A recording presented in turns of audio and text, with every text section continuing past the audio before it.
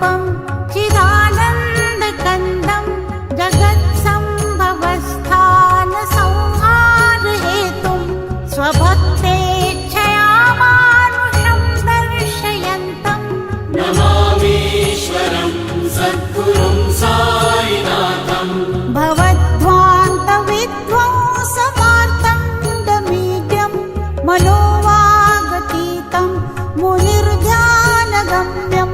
जगद्व्यापकं निर्मलं निर्गुणं त्वां नमामीश्वरं सद्गुरुं साईनाथं भवाम्भोधिमग्नार्दितानां जनानां स्वपादाश्रितानां स्वभक्तिप्रियाणां समुद्धारणार्थं कलौ सम्भवन्तं नमामीश्वरं सद्गुरुं साईनाथं सदा निम्बवृक्षस्य मूलादिवासात् सुधास्राविणं तिक्तमप्यप्रियन्तं तरुं कल्पवृक्षादिकं साधयन्तं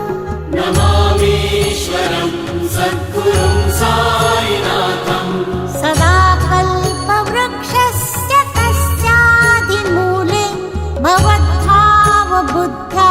सपर्यादिसेवां नृणां पूर्वतां भुक्तिमुक्तिप्रदन्तं नमामीश्वरं सद्गुरुं साईनाथम् अनेकाश्रुतातर्क्यलीलाविलास समाविष्कृतेशानुभास्वत्प्रभावम् अहं भावहीनं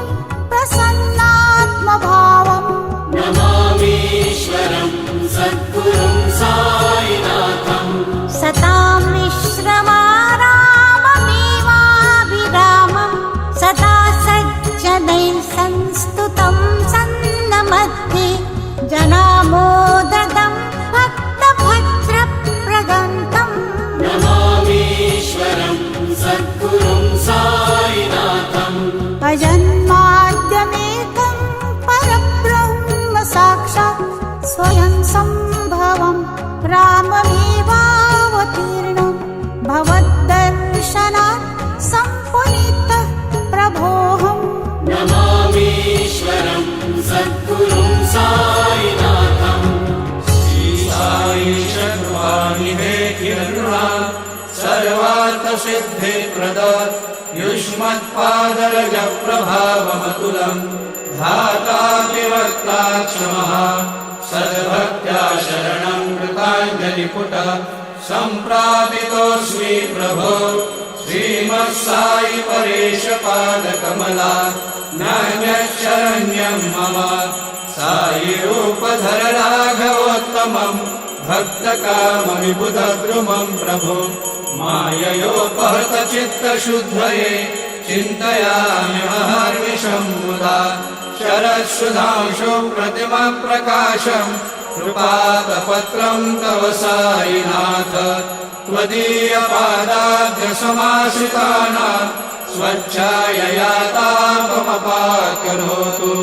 उपासनादैव साईनाथ स्तवैर्मयोपासनिना सुतस्त्वं रमेन्मनो मे तव पादयुग्मे भृङ्गो यथाब्जे मकरन्दरुद्धः अनेकजन्मार्जितपापसंशयो भवेत् भवत्पादसरोजदर्शनात् क्षमस्व सर्वान् अपराधपुञ्जकान् प्रसीद साई सद्गुरो दयानिधे श्री साईनाथ चरणामृतपोतचित्तास् तत्पादसेवनरता सततं च भक्त्या संसारजन्यदुरितोद्धवनिर्गतास्ते कैवल्यधाम परमं समवाप्नुवन्ति स्तोत्रमेतत् पठेत् भक्त्या यो नरः सन्मनः सदा सद्गुरो साईनाथस्य कृपापात्रं भवेत् ध्रुवम् करचरणकृतं वा कायजं कर्मजं वा श्रवणनयनजं वा मानसं वा पराधं विहितं वा सर्व सर्वमेतत् क्षमस्व जय जय करुणाब्धे श्री प्रभो साईनाथ श्री सच्चिदानंद सद्गुरु